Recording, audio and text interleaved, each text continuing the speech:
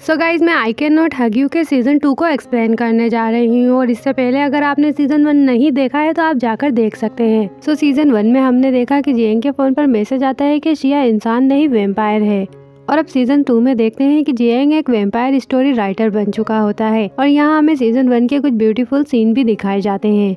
Well अब शिया को देखते हैं जो कि सो रही होती है, तभी जियांग उसके पास में आकर मन में सोचता है कि क्या शिया सच में वेम्पायर है और उसके लिए कुछ सोचने लगता है। तभी फिर उसके फोरहेड पर किस करके वहाँ से चला जाता है। वेल अब शिया को देखते हैं जो कि जियांग के घर पर ब्रेकफास्ट बना रही होती है और वो काफी ब्यूटीफुल लग रही थी।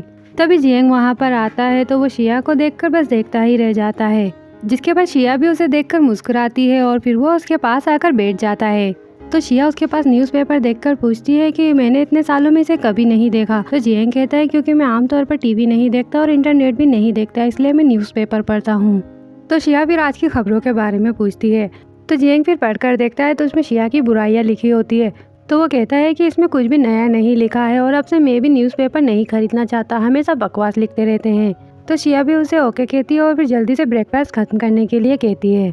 जिसके बाद जियांग शिया से पूछता है कि तुम्हारा काम कैसा चल रहा है। तो शिया का काम तो बिल्कुल भी ठीक नहीं चल रहा होता है क्योंकि सभी डायरेक्टर उसे डांट रहे थे उसके काम को लेकर। तो शिनरेन को भी इस पर काफ़ी गुस्सा आता है, पर शिया जियांग से झूठ कह देती है कि काम काफ़ी अच्छा चल रहा है। शिनरेन ने अभी मुझे एक नई टीवी सीरीज दिलवाई है और सभी के सभी मेरे साथ अच्छा बिहेव करते हैं। तो जियांग कहता है कि ये अच्छी बात है, मैं तो बस कह रहा हूँ अगर कोई ऐसी बात है जिसमें तुम्हें हेल्प की ज़रूरत है जो तुम किसी को बताना चाहती हो तो उम्मीद करता हूँ वो पर्सन मैं ही हूँ। तो शिया कहती है कि ऑफकोर्स तुम्हारे अलावा कौन हो सकता है और फिर ब्रेकफास्ट करने लगते हैं। वेल अब सिम्बा को देखते हैं जो कि अपनी परफॉर्मेंस दे रहा होता है और वो बहुत ही ब्यूटीफुली सॉन्ग प्ले कर रहा था। और परफॉर्मेंस खत्म होने के बाद एक लड़की उसके पास आकर ऑटोग्राफ मांगती है। तो सिम्बा हाँ कहता है और ऑटोग्राफ देने के बाद कहता है कि क्या तुम मुझसे हाथ मिलाना चाहती हो। तो वो लड़की खुश हो जाती है और कहती है कि मैं तुम्हें काफ़ी लंबे टाइम से पसंद करती हूँ और सिम्बा से हाथ मिलाती है, पर तभी वो बेहोश हो जाती है। पर सिम्बा को इससे कोई फर्क नहीं पड़ता। तभी शिहुआन वहाँ पर आता है और उस लड़की को ऐसे बेहोश देखकर घबरा जाता है और सिम्बा से कहता है कि ये तुम क्या कर रहे हो, क्या तुमने नहीं देखा कि ये बेहोश हो गई थी, और उसे उठाने की कोशिश करता है। तो सिम्बा कहता है कि तुम इतना हंगामा क्यों कर रहे हो, मैं तो बस शिकार कर रहा था। तो शिहुआन गुस्सा होकर बोलता है कि तुम्हें ऐसा नहीं करना चाहिए था, तुम पहले ऐसे नहीं थे। तो सिम्बा कहता है कि मैंने तब ऐसा नहीं किया, लेकिन इसका मतलब ये नहीं है कि मैं ऐसा नहीं कर सकता। मैंने बस वही लिया जिसकी मुझे ज़रूरत थी और दूसरे वैम्पायर भी ऐसे ही थे और अब तुम जानते हो कि तुम्हें क्या करना है। बस इतना कहो कि वो मुझे पसंद करती है तो बेहोश हो गई, या फिर थकावट की वजह से बेहोश हो गई और जाने लगता है। तो शिवान कहता है कि तुम ऐसा क्यों कर रहे हो, तुम पहले ऐसे नहीं थे। तो सिम्बा कहता है क्योंकि मैं इंसानों से नफरत करता हूँ, क्योंकि वो हमेशा मुझसे मेरी चीज़ें चुराते रहते हैं, इसीलिए अभी मैं तुमसे भी नफरत करता हूँ। और ये सब वो शिया और जियांग की वजह से कह रहा होता है क्योंकि जियांग ने शिया को उससे चुरा लिया। वहीं शिहुआन भी हैरान हो जाता है, जिसके बाद वो वहाँ से चला जाता है।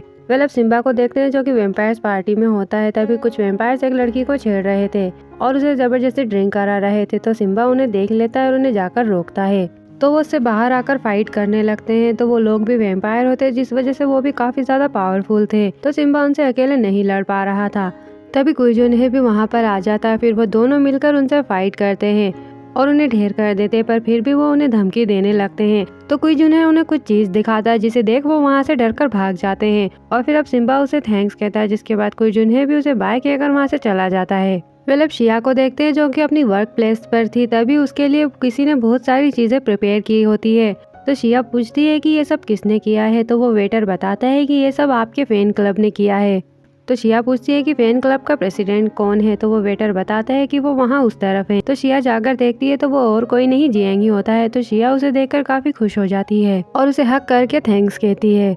और फिर जियांग पूछता है कि क्या आज का तुम्हारा काम खत्म हो गया। तो शिया कहती है कि सब अच्छे से खत्म हो गया तुम्हारे सपोर्ट की वजह से। जिसके बाद जियांग अब शिया को कार में बैठने के लिए कहता है। तो शिया घबराकर सोचती है कि जियांग कार को ऐसे चलाता है जैसे कि वो कोई स्पोर्ट कार हो। मैं इसमें नहीं बैठना चाहती हूँ, लेकिन डरते हुए बैठ जाती है और जल्दी से अपना सीट बेल्ट बांधने लगती है। तो शिया को ऐसा डरा हुआ देखकर जियांग कहता है कि तुम्हें क्या हुआ है, तुम इतनी डरी हुई क्यों हो।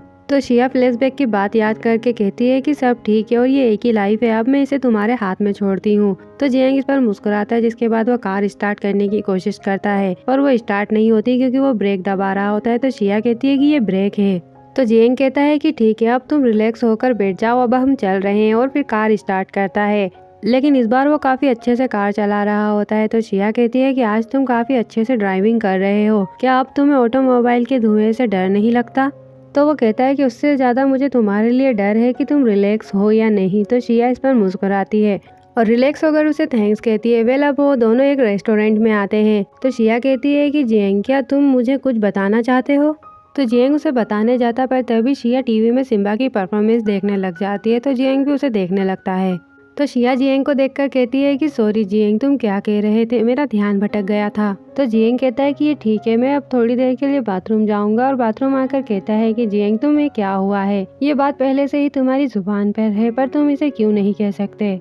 और फिर शिया को इमेजिन करके कहता है कि शिया मैं तुम्हारे साथ रहना चाहता हूँ, इससे कोई फर्क नहीं पड़ता कि तुम इंसान हो या वैम्पायर। तो शिया को इस पर गुस्सा आ जाता है और फिर वो कहती है कि तुम्हें किसने बताया कि मैं वैम्पायर हूँ। और यही सब सोचकर वो डर जाता है कि नहीं, मुझे दूसरे तरीके से पूछना चाहिए। और फिर से इमेजिन करके कहता है कि शिया मैं तुम्हें बताना चाहता हूँ कि मेरे पास आने का तुम्हारा पहला इरादा चाहे जो भी हो, मैं तुम्हें अपना सब कुछ देने के लिए तैयार हूँ। तो शिया उसके पास आती है और उसे गले पर बाइट कर लेती है।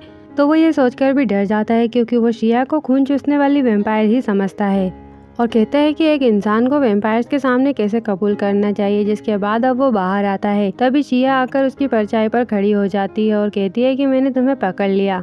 तो वो भी उसकी परछाई पर खड़े होने लगता है और फिर वो ऐसे ही कुछ देर खेलने लगते हैं। तभी शिया हार मानकर कहती है कि मेरी परछाई अब तुम्हारी है और आगे चलने लगती है। तो जियांग कहता है कि हर एक व्यक्ति का अपना एक आइडल होता है। शुरू में तुम मेरी आइडल नहीं थी क्योंकि तुम बहुत शोर मचाती थी और कभी कभी बहुत पागल भी हो जाती थी और तुम मुझे बहुत से सीक्रेट भी नहीं बताया करती थी और तुम्हें अपना कमरा साफ करना भी पसंद नहीं था। तो शिया नाराज होकर कहती है कि ठीक है, मैं समझ गई और आगे चलने लगती है। तो जियांग कहता है कि मैंने अभी बात करना खत्म नहीं किया है। भले ही तुम बहुत शोर मचाने वाली और पागल हो और ऐसी दुनिया से आई हो जिसके बारे में मैं कुछ भी नहीं जानता, लेकिन मैं फिर भी तुम्हें पसंद करता हूँ। तो शिया इस पर मुस्कुराती है। जिसके बाद अब वो दोनों एक दूसरे को किस करते हैं पर तभी जियांग बेहोश हो जाता है। तो शिया उसे लाद कर घर लेकर आती है और कहती है कि इम्पोर्टेंट मोमेंट पे तुम हमेशा ही ऐसे हो जाते हो। अगर मैंने पहले तुम्हारा पासवर्ड नहीं पूछा होता तो पता नहीं मैं क्या करती। और उसे सोया हुआ देखकर उसे टच करने ही वाली होती है पर तभी जियांग बच्चों की तरह करवट लेकर सो जाता है। तो शिया उस पर हंसती है और कहती है कि रहने भी दो, आज मैं तुम्हें छोड़ दूंगी। और बाहर आती है तो कोई काले कपड़े में उसके सामने आता है जिसे देख वो डर जाती है। वेल अब देखते हैं कि सिम्बा, जियांग, शिया और सिहुआन सभी साथ में होते हैं। वहीं शिया को जियांग और सिम्बा में से किसी एक को चूज करना होता है तो वो जियांग को चूज कर लेती है। तो सिम्बा गुस्सा होकर जियांग को तलवार मारने लगता है। तभी उसकी नींद खुल जाती है क्योंकि जियांग एक्चुअल में ड्रीम देख रहा था और यही सोचकर वो घबरा जाता है। वेल अब देखते हैं कि शिया को एक्चुअल में वो काले कपड़े में उसके डैड लेने आए थे। तो अब वो शिया को घर लाकर कहते हैं कि तुम इतने लंबे टाइम से घर से बाहर हो और बिना किसी डर के इंसानों से मिलजुल रही हो। तो शिया कहती है कि मैं तो बस नॉर्मली अपना शिकार कर रही हूँ, इसमें गलत क्या है। तो उसके डैड कहते हैं कि मैंने तुम्हें पहले भी बताया था कि इंसानों के साथ तुम्हारा कांटेक्ट सिर्फ लिमिटेड हो सकता है, मैं तुम्हें इस तरह अनकंट्रोल नहीं रहने दे सकता, मुझे अपना सेल फोन दो। और उससे फोन भी ले लेते हैं। वही जियांग को देखते हैं जो कि शिया के घर पर आकर उसके डोर को नॉक करता है पर वो घर पर नहीं होती है। तो फिर वो उसे कॉल करता है पर उसका फोन बंद आता है। तो जियांग सोचता है कि वो फिल्म बना रही होगी या उसके फोन में बैटरी नहीं होगी, मैं बस अब इंतजार ही कर सकता हूँ। तभी जियांग को कुई जुनहे का कॉल आता है। तो वो कहता है कि तुम निराश लग रहे हो, क्या तुम किसी के कॉल का वेट कर रहे थे? तो जियांग पूछता है कि तुमने मुझे कॉल क्यों किया? तो कुई जुनहे कहता है कि क्या तुम अपनी नई नोवेल के बारे में बात करने के लिए फ्री हो? तो जियांग कहता है कि अभी। तो कुई जुनहे कहता है कि बिल्कुल, जियांग की न्यू नोवेल के लिए हर कोई एक्साइटेड है। तो जियांग पूछता है कि हम कहाँ मिलेंगे? तो वो उसे अपने वर्कआउट प्लेस पर बुलाता है और अब देखते हैं कि वो अपनी बॉक्सिंग कर रहा होता है। तभी जियांग भी वहाँ पर आता है और कहता है कि तुमने मुझे यहाँ आने के लिए क्यों कहा? तो कुई जुनहे उसे ग्लव्स देकर लड़ने को कहता है। तो जियांग मुस्कुराता है। तो वो कहता है कि फिक्र मत करो, मैं तुम्हें चोट नहीं पहुँचा सकता। तो जियांग रेडी होकर कहता है कि हम अभी भी नहीं जानते कि कौन जीतेगा और फिर लड़ना स्टार्ट करते हैं। और फिर वो दोनों काफी बढ़िया से बॉक्सिंग करते हैं और थक कर बैठ जाते हैं। तो कुई जुनहे कहता है कि तुम्हारी राइटिंग कैसी है? तो वो कहता है कि मैं स्टोरी के एक पॉइंट पर आकर अटक गया हूँ। तो कुई जुनहे कहता है कि अगर तुम्हें कोई परेशानी ना हो तो तुम मुझे बता सकते हो, मैं बहुत इंटरेस्ट रखने वाला हूँ। तो जियांग कहता है कि स्टोरी में मेन लीड वैम्पायर की दुनिया में वापस लौट आई है। मैं वहीं फंस गया क्योंकि रिलेशनशिप में दोनों मेन लीड के लिए और लव रिलेशनशिप के लिए एक बड़ा झटका और बदलाव है, लेकिन मुझे नहीं पता कि ये मैटर अच्छा है या बुरा। तो कुई जुनहे कहता है कि ऐसी सिचुएशन आमतौर पर अच्छा संकेत नहीं होती, मेरा मतलब है कि तुमने जो लिखा है वो एक लव नॉवेल थी जिसका मेन सब्जेक्ट वैम्पायर था। उनकी दुनिया का अंधकार इतना अजीब है और ऐसी चीज है जिसे तुम इमेजिन भी नहीं कर सकते। उनका मेन लीड को एक्सेप्ट करने की वजह से हो सकता है कि उनके पास उसके खिलाफ कोई बुरा प्लान हो और इस प्लान के लिए मेन लीड को बलिदान देना पड़ सकता है। तो जियांग घर आकर यही सब सोचने लगता है तो वो शिया के बारे में भी सोचने लगता है कि शिया वो मुसीबत में नहीं हो सकती है ना, और फिर अपना फोन चेक करता है।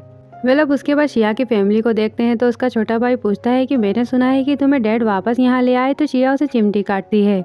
जिसके बाद वो कहता है कि हम सभी वैम्पायर से, हमें फिर भी घर पर भी इंसानों का खाना क्यों खाना चाहिए। तो लिंची कहती है कि बस अपना खाना खाओ, ऐसा इसलिए ताकि तुम इंसानों के साथ बेहतर ढंग से घुल मिल सको। तो उनकी मॉम कहती है कि क्या तुम तीनों बहस करना बंद कर सकते हो, तुम तीनों की एज कितनी है, अभी भी बच्चों की तरह बिहेव कर रहे हो। तभी शिया के डैड आकर कहते हैं कि कौन बहस कर रहा है, तो वो सब के सब सर नीचे करके चुप होकर बैठ जाते हैं।